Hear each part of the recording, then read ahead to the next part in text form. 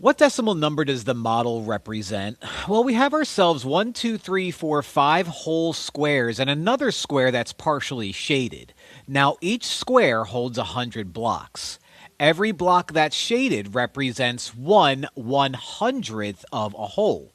So looking at how many fully shaded squares I have 1, 2, 3, 4, 5. That means I have 5 wholes. So I'm going to write out my decimals starting with 5 and then put a decimal place after that.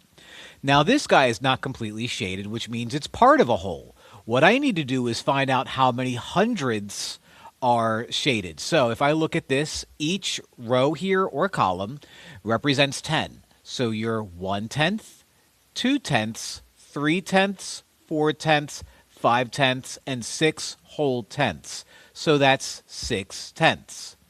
Now, this isn't completely shaded.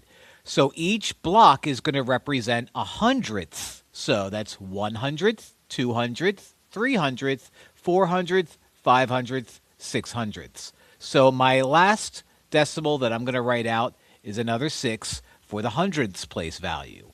So this is 5 and 66 hundredths, and that's how I write it out.